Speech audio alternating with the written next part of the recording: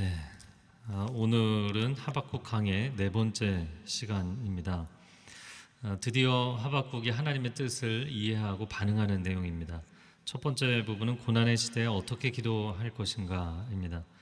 자, 3장 1절 말씀 같이 읽겠습니다. 시작.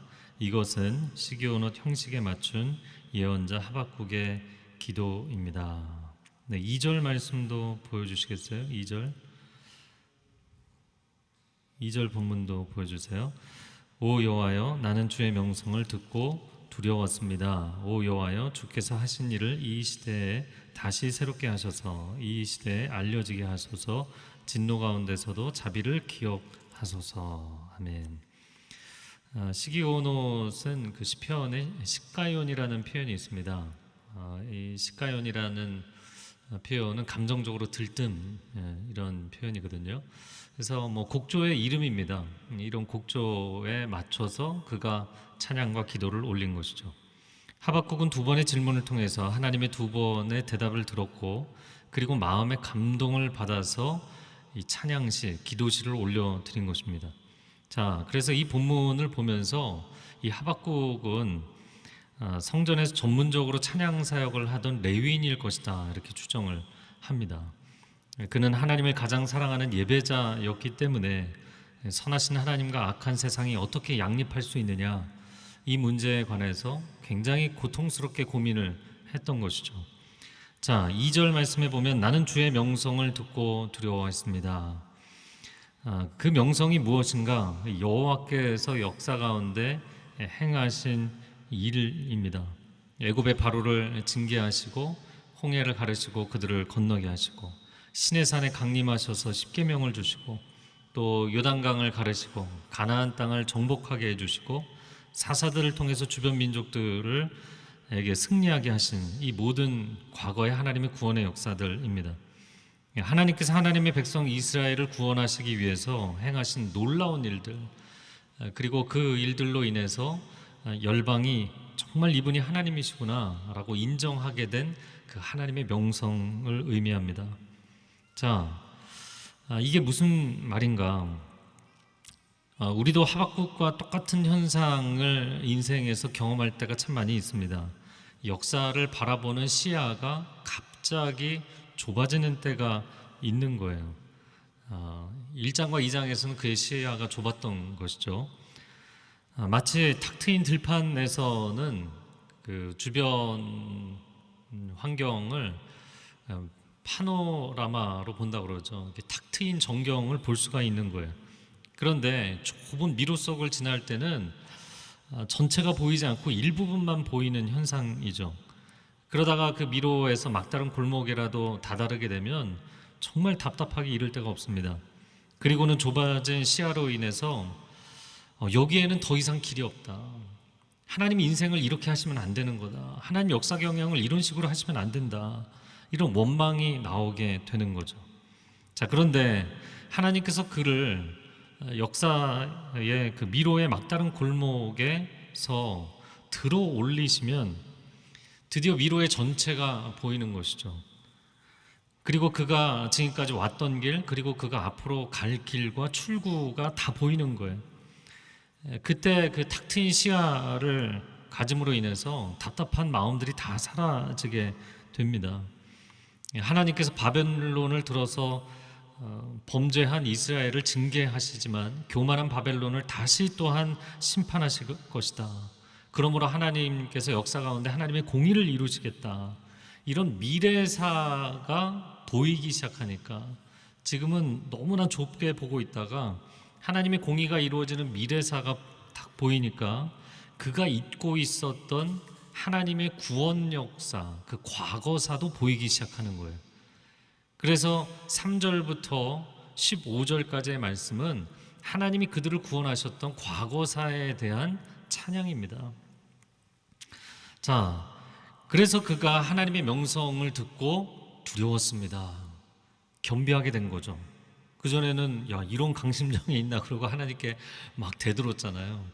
그런데 그 하나님의 구원사, 미래에도 펼쳐질, 그리고 과거에도 이미 펼치셨던 하나님의 구원사를 기억해 보니까 갑자기 겸손해진 것이죠. 그리고는 두 가지 기도를 했습니다. 첫 번째는 주의 일을 이 시대에 다시 새롭게 하소서. 두 번째는 진노 가운데서도 자비를 기억하소서. 그게 2절 하반절에 우리가 읽은 말씀입니다. 저는 이 기도를 딱 읽으면서 이 하박국의 답답했던 심령과 기도가 탁 터지게 되었구나. 우리도 하나님 앞에 기도할 때 몇 날 며칠을 기도해도, 몇 달을 기도해도 계속 영혼이 답답할 때가 있어요. 나는 땅에서만 외치고 하나님은 천상에 계시는데 답이 없으신 것 같은 그런 하나님의 입장이 전혀 이해가 안 되는, 그러다가 어느 순간에 기도가 뻥 뚫리는 거죠. 그렇게 하나님의 보좌 앞으로 나의 기도가 확 달려가는 때가 오는 것입니다. 그리고 하나님의 마음을 이해할 수 있게 돼서 이 하박국의 마음과 하나님의 마음이 이신전심이 되는 거예요. 자, 이 두 가지 기도를 조금 살펴보겠습니다. 첫 번째는 주의 일을 이 시대에 다시 새롭게 하소서. 개역 성경에는 이 수년 내에 부흥케 하옵소서, 부흥이라는 단어를 썼어요. 그런데 두 가지 표현, 다시 새롭게 한다, 이게 부흥시킨다. 영어 단어로는 revive라는 단어를 썼는데 다 똑같은 개념입니다. 여러분, 부흥이라는 것은 우리가 단 한 번도 이루지 못했던 목적지를 향하는 것이 아닙니다. 부흥이라는 것은 본래 그 상태가 정상인 상태로 돌아가는 것을 의미하는 거예요. 왜냐하면 다시 일어서는 것이기 때문이에요. 오늘날 한국교회는 부흥이 무엇인지 기대하기가 어렵게 되자 마치 과거에 하나님이 일으키셨던 부흥조차 기억을 하지 못하는 것 같은 상태가 되었어요. 하지만 우리는 하나님 앞에 간구해야 될 것입니다. 하나님, 이 세대가 다시금 하나님의 부흥을 경험케 하여 주옵소서. 한국교회가 다시금 하나님의 부흥의 역사를 체험하게 하여 주옵소서. 왜냐하면 우리보다 부흥을 더욱 원하시는 분이 하나님이시기 때문입니다. 하나님이 하나님으로 온전히 찬양을 받으시고 또 인간은 하나님의 존귀한 형상으로 하나님과 온전한 동역의 관계를 이루는 것, 이게 하나님이 정말 원하시는 것이죠. 하나님의 공의와 자비가 온 세상 가운데 알려지는 것, 이것을 너무나도 원하는데 그게 이 시대 상을 보니까 마치 하나님의 공의하심과 자비로우심이 마치 그것이 진실이 아닌 것처럼 이 시대 사람들에게 오해받는 것이 하박국은 마음이 어려웠던 거죠. 네, 우리의 마음도 시대를 보면서, 교회를 보면서, 또 자신의 인생을 보면서 하나님의 자비하심과 공의로우심을 세상에 알리고 싶은데 이게 오히려 역방향으로 가는 것 같으면 우리 영혼이 답답한 거예요. 이 답답한 마음이 있는 것입니다. 자, 그래서 하나님께 주의 일을 다시금 새롭게 하여 주옵소서. 두 번째는 진노 가운데서도 자비를 기억하소서. 저를 따라해보세요. 진노 가운데서도 자비를 기억하소서. 네, 이 표현이 참 놀랍죠. 진노와 자비의 동그라미를 치시겠어요? 하나님은 공의로 죄악에 대해서 진노하시는 하나님이시죠. 그러나 하나님은 사랑의 하나님이시기 때문에 또한 자비를 베푸시는 분이죠. 전쟁과 재난과 전염병과 고통을 기뻐할 사람이 이 세상에 누가 있겠습니까? 선생님에게 꾸중을 듣고 부모님에게 책망을 듣는 것을 기뻐할 자녀가 어디 있겠습니까? 그러나 그것을 통해서 회복과 구원과 성장을 이루시고자 하는 것이라면 감사히 받아들일 수 있는 것이죠. 우리가 인류사라는 거시적인 측면, 아니면 여러분 각 개인의 인생이라는 미시적인 측면, 이 두 가지에서 고난과 고통의 문제가 우리에게 찾아오면 일단 사람들은 악소리가 나게 돼 있어요. 아까 간증을 들으면서도 그런 생각을 했는데, 세 자녀를 키운 선생님께서, 인생 선배죠. 인생 선배께서 그 시절이 그립다. 그 말이 이해는 안 되지만 위로가 됐다, 이렇게 말씀하셨잖아요. 힘든 건 그냥 힘든 거거든요.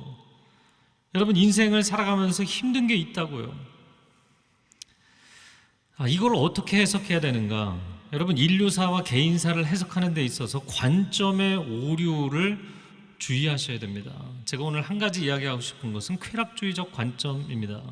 여러 차례 이야기했지만 우리가 너무 거기에 깊이 빠져 있기 때문에 좀 다시 한번 확인할 필요가 있습니다. 이런 것입니다. 쾌락주의 관점이란 이런 거예요. 고난을 악이라고 해석하는 거예요. 그리고 쾌락이라는 단어가 우리에게는 약간 좀 부정적인 뉘앙스가 있는데 희락이라고 고치셔도 돼요. pleasure, 그냥 인생이 즐겁고 행복한 건 진짜 이게 기쁨인가? 아까 또 간증에서 그렇게 얘기하셨잖아요. 쾌락을 선이라고 해석하는 것이에요. 여러분 그럴까요? 그렇지 않습니다. 이거는 쾌락주의적 관점일 뿐이에요. 고난 자체가 악은 아닙니다. 그리고 동시에 쾌락 자체가 선도 아닙니다. 그것은 좋고 싫음의 기준인 것이죠. 그런데 인생에는 또 다른 기준이 있어요. 그것은 옳고 그름의 기준이에요. 이 옳고 그름의 기준이라는 것은 구시대적인 관점이다 이렇게 표현할 수도 있지만 철학적인 관점으로 이야기하면 절대주의적 관점인 거예요. 절대자가 계시고 절대 기준이 있고 절대적으로 선하고 악한 것이 있는 거예요. 그런 관점에서 본다면 이것을 쾌락주의 관점과 믹스해서 표현한다면 이런 거예요. 진리는 불쾌할지라도 진리인 것이에요. 옳은 것이에요. 거짓은 유쾌할지라도 그것은 받아들이면 안 되는 것입니다. 이것은 잘못된 것이에요. 미국의 한 기독교 변증가로 활동하는 40대의 백인 남성이 대학 캠퍼스에 가서 현장 인터뷰를 진행한 적이 있다 제가 얘기했었죠. 한 대학생을 붙잡고 이렇게 이야기하는 거예요. 40대 백인 남성이 마이크를 딱 들이대면서 제가 10대 중국 소녀라고 스스로 주장을 한다면 당신은 어떻게 말하시겠습니까? 뭐 그렇게 생각해서 당신이 행복하다면 그게 옳은 것이죠. That is true. 그게 사실이라는 거예요. 아니요, 이거는 말도 안 되는 소리죠. 당신 지금 제정신이냐? 그건 틀린 이야기다. 이렇게 얘기를 해야 되는데 오늘날은 쾌락주의적 관점이 팽배해 있기 때문에 당신이 유쾌하다면 거짓이 진리로 둔갑할 수 있는 세상이 된 거예요. 그래서 오늘날 우리가 시대적인 핫 이슈들을 왜 이런 관점으로 자꾸 접근을 하는가? 정치인도 그렇고 대중도 그렇고 왜 이런 접근을 하는가? 우리 전체가 쾌락주의적 관점으로 세뇌가 되어 있기 때문이에요. 또 한 대학의 무신론 클럽의 학생들에게 질문을 한 거예요. 변증가가 여기 테이블에 아기를 올려놓고 아기의 손과 발, 사지를 림즈라고 그러죠. 이 손과 발을 자른다면 당신은 뭐라고 이야기를 하겠습니까? 글쎄요, 그것을 옳다거나 그르다고 말할 수는 없지만 이거를 말하는 순간 자기의 무신론을 부인하는 게 되기 때문에 옳다거나 그르다고 말할 수는 없지만 뭐 유쾌한 일은 아니죠. 이게 실제 대답이었어요. 여러분, 그렇게 하면 안 됩니다. 소중한 아이에게, 소중한 생명에게 그런 일을 하는 것은 잘못된 것입니다 라고 얘기를 해야 되잖아요. 근데 오늘날의 극단적 무신론은 절대자라는 존재를 부인하고 절대 진리가 있다는 걸 부인하기 때문에 절대적으로 지켜야 되는 도덕률이 없어졌어요. 그래서 본능에 따라서 사는 겁니다. 철저하게 유문론적 관점에 치우치다 보니까 인생의 기준으로 남은 것은 유쾌한가 불쾌한가의 기준이 남은 거예요. 유쾌하면 선이고 불쾌하면 악이 되어버린 것입니다. 과연 그럴까요? 인생의 소중한 것들 가운데 고난이 없는 것이 없어요. 학생이 밤늦게까지 불을 켜고 청혼의 꿈을 꾸며 그 일을 위해서 매진하는 건 여러분 힘들지만 소중한 것 아닙니까? 결혼해서 아이를 출산하고 그 아이를 정말 바른 사람으로 양육해가는 것 세상에서 가장 힘든 일이지만 이 어찌하니 소중한 일입니까? 죄인들이 모이면 늘 싸우고 분열되게 돼 있어요. 문제가 많이 일어납니다. 그럼에도 불구하고 하나님이 기뻐하시는 예배 공동체, 선교 공동체인 교회에 대한 비전을 포기하지 않고 하나님의 교회를 세워가는 일, 너무나 고생스러운 일이지만 그러나 이 일만큼 소중한 일이 세상에 어디 있습니까? 사람들이 저에게 왜 그렇게 고생을 하냐고 그렇게 이야기를 하지만 소중한 일이기 때문이죠. 인생의 과정과 역사의 과정 가운데 고난이 있을지라도 궁극적인 선을 향해서 가는 길은 불쾌한 길이라고 표현해서는 안 되는 것이죠. 그것은 악한 길도 아닌 것입니다. 그 과정을 지나가게 하시는 하나님은 악한 분도 아니시고 우리를 불쾌하게 만드시려는 분도 아니십니다. 오히려 자녀들이 이런 힘든 과정을 지나가는 것을 바라보시면서 가장 안타까워하시는 분이세요. 자녀들을 이런 힘든 과정에서 구원하시기 위해 당신의 아들을 십자가에 기꺼이 내어주신 분이시잖아요. 그러니까 하나님이야말로 가장 궁극적인 선한 일을 이루시기 위해서 가장 큰 고통을 감내하신 분이십니다. 그러므로 쾌락주의적 관점으로 만약에 세상을 해석한다면 하나님만큼 어리석은 존재는 없는 거예요. 아들을 십자가에 내어준다, 있을 수 없는 일인 거예요. 진노 가운데 자비를 기억하소서. 역사의 굴곡을 통해, 인생의 고난을 통해 결국에 합력하여 선을 이루실 하나님을 찬양합니다. 아멘이신가요? 네, 토요일 2부 예배는 아멘들을 안 하세요. 네, 속으로 아멘 하셔도 됩니다. 결국에는 구원을 완성하실 하나님, 결국에는 이 철로 역정의 끝에 하나님의 그 구원의 가장 찬란한 영광 천국으로 인도하실 하나님을 찬양합니다. 자, 두 번째, 역사를 회고하고 미래를 기다리다. 3절부터 15절까지는 역사 회고의 내용이고요, 16절은 미래를 기대하는 내용입니다. 자, 3절과 4절 같이 읽어보겠습니다.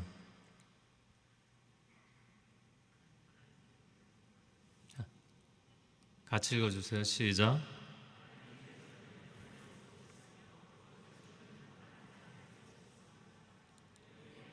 하늘을 덮고 땅에는 그분께 대한 찬송이 가득합니다. 그분의 광채가 햇빛과 같았고 두 줄기의 빗줄기가 그분의 손에서 번쩍이니 그 안에 그분의 권능이 숨겨져 있었습니다. 아멘. 네, 제가 성경에 너무 많이 써놔서 절수를 덮어버려갖고 못 봤어요. 자, 하박국이 과거 역사를 회고하면서 하나님께서 이스라엘을 구원하셨던 역사에 대해서 언급하는 거예요. 긴 내용이지만, 그리고 시적인 표현들이라서 좀 복잡하긴 합니다. 그렇지만 간단하게 설명을 드리겠습니다. 3절에 보면 대만이 나오고 바란산이 나오잖아요. 그래서 에돔 남부에 있는 대만에서 하나님이 오셨고, 거룩하신 분께서 바란산, 이 바란 광야의 바란산, 시나이 반도의 동쪽에 있는 바란산에서 오셨다. 그래서 출애굽하는 이스라엘 백성들을, 출애굽은 시나이 반도 이 서쪽에서 이루어졌으니까 이 동쪽에서 마치 마주 오시는 것, 마중 나오시는 것 같은 표현이에요. 그리고는 하나님의 영광이 충만하다, 하늘을 덮는다. 그리고 4절에는 그분의 광채가 햇빛과 같았고 두 줄기의 빗줄기가 그의 손에서 번쩍인다. 이 표현에 대해서 여러 가지 해석이 있지만, 시내산에서 40일 동안 머물렀던 모세에게 십계명 돌판 2개를 손수 쓰셔서 주셨잖아요. 그리고 그 영광의 광채가 모세의 얼굴에까지 비춰졌었던 것이죠. 자, 5절에서 7절 같이 읽어보겠습니다. 재앙이 그분 앞서서 나아갔고 전염병이 그분의 뒤를 따라 나아갑니다. 그분께서 멈춰 땅을 측량하시며 그분께서 바라보니 나라들이 떱니다. 영원히 변치 않는 산들이 무너지고 오랜 세월을 거친 언덕들이 무너져 버립니다. 그분께서 하시는 일들만이 영원합니다. 내가 공경에 처한 구산의 천막들을 보았고 미디안 땅에 휘장들이 떨고 있는 것을 보았습니다. 자, 재앙에 대한 표현이 나왔죠. 5절에 애굽의 바로가 하나님의 백성들이 나가는 것에 대해서 계속해서 거역하니까 하나님께서 애굽에 10가지 재앙을 내리셨죠. 그리고 6절에 보면 땅을 측량하시자 나라들이 떤다, 이렇게 돼 있어요. 성경이 일관되게 고백하는 것은 하나님께서는 나라와 민족들에게 땅의 경계를 정해주신 분이시다. 근데 하나님이 다시 측량한다는 것은 땅을 재분배하시겠다는 뜻이기 때문에 열방이 두려워 떤다는 거예요. 그리고 7절 말씀에 보면 공경에 처한 구산의 천막들, 미디안 땅의 휘장들이 떨고 있다. 그러니까 사실 하나님께서 땅을 다시 측량하셨다는 것은 이 사사 시대의 첫 번째 사사 온니엘이 메소포타미아의 왕이었던 구산 리사다임을 물리쳤죠. 그 바로 구산입니다. 그래서 구산의 천막들, 그리고 미디안 땅의 휘장들, 다섯 번째 사사였던 기드온이 미디안 사람들을 쳤죠. 그래서 하나님이 결국에는 그 땅을 측량하시고 재분배, 재조정을 해주시게 되는 것을 그들이 알고 예상하고 두려워했다라는 것입니다. 8절에서 10절을 제가 읽어보겠습니다. 주께서 주의 말들을 타시고 주의 승리의 전차를 타시니 오 여호와여, 주께서 시내들에게 화를 내셨습니까? 아니면 강들에게 진노하신 것입니까? 그것도 아니면 바다에 분노하신 것입니까? 여기서 하나님께서 승리의 전차를 타셨다. 바로와 애굽의 전차 부대가 그들을 쫓아올 때 하나님 홍해를 가르셨잖아요. 마치 그 장면을 이스라엘은 가만히 서 있고 하나님이 대장 되셔서 전차를 타고 나가셔서 맞서 싸우시는, 그리고 바다를 꾸짖으셔서 그 바다가 흉용하는 바다가 갈라지게 되는 것을 말씀합니다.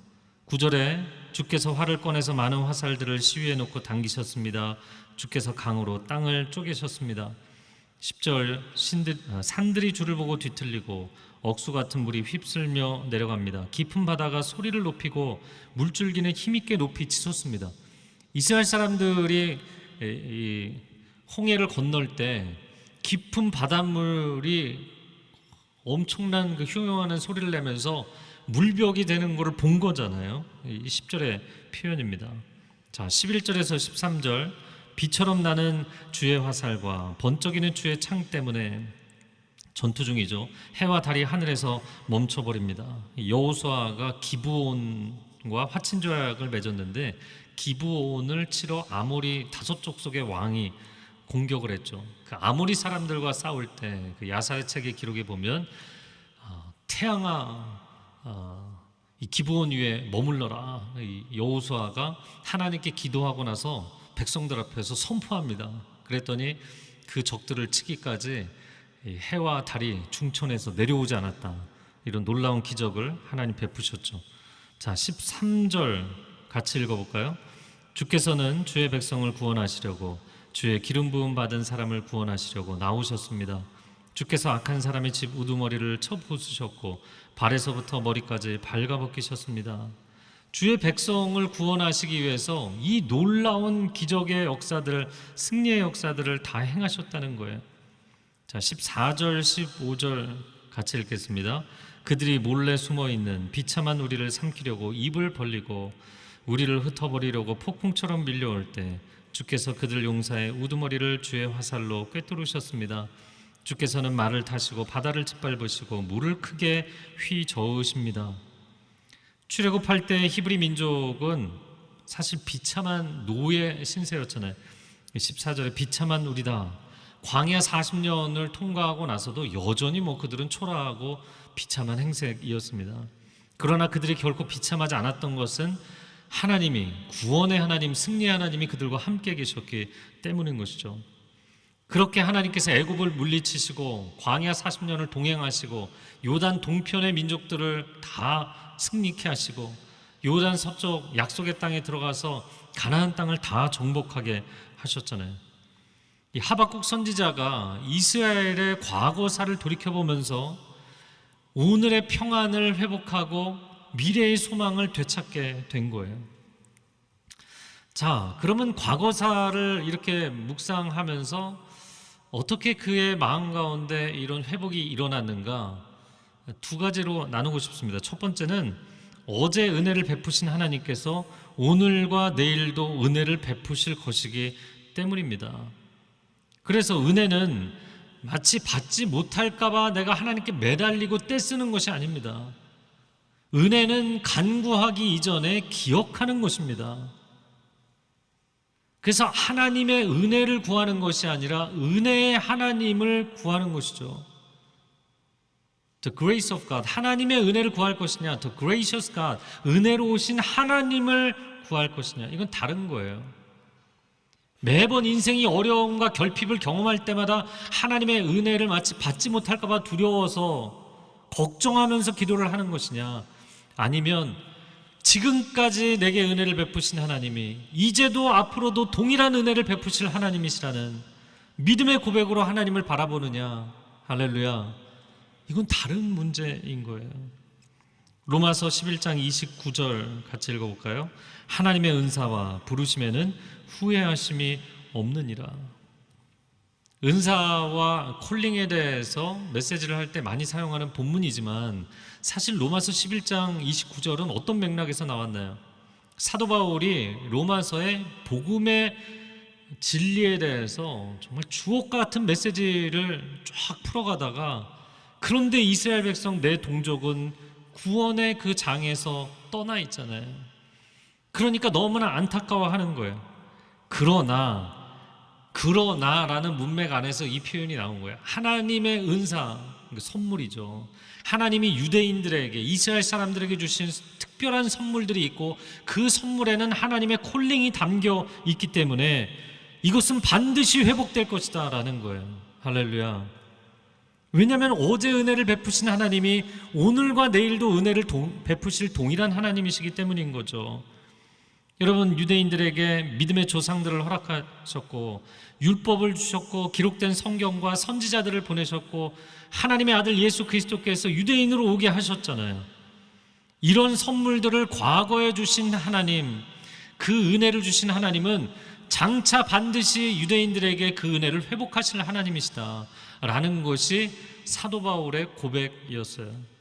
자기가 유대인이기 때문에 소망사항으로 얘기한 것이 아니라 성경의 전반에 걸쳐서 드러나는 하나님의 성향입니다. 하나님의 기질이신 거예요.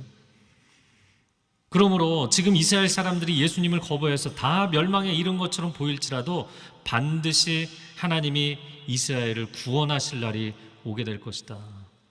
그렇게 무화과 나무 잎이 푸르러지고 회복되는 그날 주께서 오실 것이다 라고 보는 것이죠. 이게 인류 역사의 구원사의 하나님의 큰 그림이에요. 그게 로마서 9장, 10장, 11장에 기록되어 있는 것이죠. 사랑하는 성도 여러분, 그렇기 때문에 고난을 경험하는 중일지라도 절대로 여러분의 영적인 정체성을 빼앗기시면 안 돼요. 하나님의 징계는 사실 우리에게 돌아오라는 사인이잖아요. 근데 사탄은 우리를 속여서 하나님이 너를 버리셨어, 하나님이 너에게 더 이상 관심이 없어, 하나님은 선하지 않아, 하나님의 인생 경영과 역사 경영은 실패한 거야, 더 이상 기대하지 마, 더 이상 기도하지 마, 이런 거짓말들을 계속 우리 마음 가운데 심어놓는 것이거든요. 그러나 인류가 한 번 선악과를 따먹었지 우리가 또 속아서 선악과를 따먹어줄 수는 없는 거예요. 하나님은 당신을 향한 부르심을 결코 포기하지 아니하시는 분인 줄로 믿습니다. 그래서 하나님은 한 번 베푸신 은혜와 콜링을 후회하지 않으시는 하나님이시다. 포기하지 않는 하나님이시다. 자, 두 번째, 어떻게 보면 이 두 번째는 첫 번째와 똑같은 거예요. 하나님은 그분의 언약을 변개치 않으시는 분이기 때문입니다. 그래서 소망이 있는 거예요. 사무엘상 15장 29절 말씀 읽어볼까요? 시작. 이스라엘의 지존자는 거짓이나 변개함이 없으시니 그는 사람이 아니심으로 결코 변개하지 않으심이니이다. 할렐루야. 사탄의 거짓말을 우리가 귀 기울 필요가 없는 이유는 하나님은 한 번 내켜서 사랑했다가 돌아서서는 마음이 변하시는 그런 변덕을 부리시는 분이 아니라는 사실이기 때문에.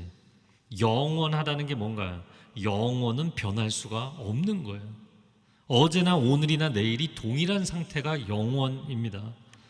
이것을 계시록에서는 이렇게 표현했어요. 계시록 1장 8절 말씀에 같이 읽겠습니다. 주 하나님이 이르시되 나는 알파와 오메가라. 이제도 있고 전에도 있었고 장차 올 자요 전능한 자라. Who is and who was and who is to come. 오늘이나 어제나 장차 미래가 다를 바가 없으신 분, 그래서 알파와 오메가이신 분. 그러므로 우리가 지금 잠시 환난을 당할지라도 구원의 하나님을 소망할 수 있는 것은 어제 나를 구원하셔서 여기까지 인도하신 그 하나님이 장차도 나를 구원하실 동일한 하나님이시기 때문인 거예요. 믿으십니까? 우리가 신앙생활을 한다고 말을 하지만 그러면 과연 이 믿음이라는 게 무엇인가? 믿음은 하나님을 신뢰하는 거예요. 내가 선물을 받을 수 있을까? 내가 원하는 걸 받을 수 있을까? 그걸 믿어야 되나 말아야 되나? 이게 아니고요. Gracious God, 은혜로우신 그 하나님을 믿는 거예요. 이것이 신앙생활의 전부입니다. 자, 그러면 하나님을 믿는데 하나님의 여러 가지 속성 가운데 크게 세 가지를 믿는 거예요. 첫 번째는 하나님의 능력을 믿는 것이고요. 두 번째는 하나님의 선하심을 믿는 것이고, 세 번째는 하나님의 주권을 믿는 것이에요. 때로는 하나님이 우리를 위로하시고 때로는 하나님이 우리를 징계하시지만 그분의 선하심의 일관성은 절대로 깨어지지 않습니다. 그분은 신실하신 분, 영원하신 분이시기 때문이에요. 이게 얼마나 안심이 되는 것인지 모르겠어요. 자, 16절 마지막 절을 읽겠습니다. 그 소리를 듣고 내 뱃속이 뒤틀립니다. 그 소리에 내 입술이 떨립니다. 내 뼈가 썩어 들어가고 내 다리가 후들거립니다. 그러나 나는 우리를 침략하려고 오는 백성들에게 닥칠 재앙의 날을 조용히 기다릴 것입니다. 이게 무슨 얘기인가요? 하나님께서 앞으로 이루실 일들을 이렇게 바라보면 바벨론을 통해서 민족이 고난을 당하는 고난의 터널을 지나가야 되잖아요. 그러니까 과거를 이렇게 돌이켜보고 또 미래에 하나님께서 이루실 일들, 이런 걸 바라보면 떨리는 거예요. 다리가 후들거릴 정도로 떨리는 거예요. 그러나 그 고난의 터널을 지나가야만 결국에 우리를 괴롭혔던 그 바벨론을 하나님께서 징계하시고 이스라엘을 회복하시는 구원을 다시 경험할 수 있잖아요. 그러니까 그날을 나는 조용히 기다리겠다. 그가 더 이상 하나님께 질문하지 않고 하나님 이제 알겠습니다. 제가 하나님을 신뢰하고 기다리겠습니다. 고백했어요. 고난 이후에 구원이 있을 것입니다. 고난 이후에 하나님의 승리가 여러분의 삶 가운데 있을 줄로 믿습니다. 그러므로 우리가 가만히 있는 것은 고난을 기다리는 어리석음이 아니라 하나님의 승리와 구원을 기다리는 지혜인 것이에요. 여러분, 사탄의 거짓말이 우리 안에 도대체 하나님은 인생 경영을, 역사 경영을 왜 이런 식으로 하시지? 의도가 안 좋은 거 아니야? 이게 사탄의 거짓말이라는 것을 제가 한 가지 단순한 예시를 들어볼게요. 여러분, 대학 입시를 보게 만드는 교육 당국이나 대학 당국의 의도가 뭐라고 생각하세요? 대학 입시 시험이요. 신입생을 뽑기 위한 것인가요? 아니면 탈락자들을 양산해서 그들을 불행하게 만들려는 것인가요? 이 대학 입시가 이 두 갈래 길로 많은 사람들의 인생을 나눕니다. 그러나 교육 당국과 대학 당국의 의도는 당연히 전자인 거예요. 절대로 후자는 아닙니다. 하나님께서 우리 인생에 왜 고난의 시간을 지나가게 하시나요? 하나님이 우리를 괴롭히시려고 하시는 것인가요? 하나님이 우리를 정금과 같이 만드시고 우리에게 하나님이 놀라운 구원자 되셔서 승리를 허락하시고자 함인 줄로 믿습니다. 절대로 비뚤어진 사탄의 마음에 그 목소리에 귀를 기울이지 마세요. 이 시간 함께 기도합니다. 여러분 가슴에 손을 얹으시고요. 내 마음 가운데 속삭이고 이 시대 가운데 속삭이는 온갖 거짓말의 가라지를 뿌리고 다니는 악한 사단은 예수의 이름으로 명하노니 떠나갈 지어다. 주님, 나의 마음 가운데 하나님의 진리를 신뢰하게 하여 주옵소서. 하나님의 은혜를 신뢰하게 하여 주옵소서. 이 고난의 터널을 지나 승리를 주실 하나님을 찬양하게 하여 주옵소서. 주여 한번 외치고 기도합니다. 주여, 오 주님 감사합니다. 하나님께서 이 시간을 우리에게 허락하시는 것은 우리를 포기하심도 아니요 미워하심도 아니요 우리를 고통스럽게 하시고자 함이 아닙니다. 반드시 하나님이 우리를 구원하실 것이며 승리를 허락하실 줄로 믿습니다. 어제 은혜를 베푸시고 여기까지 나를 인도하신 하나님께서 오늘과 내일도 구원의 은혜를 베풀어 주옵소서. 그렇게 우리 삶에 동행하실 주님께 감사드리며 예수 그리스도의 이름으로 기도합니다. 아멘.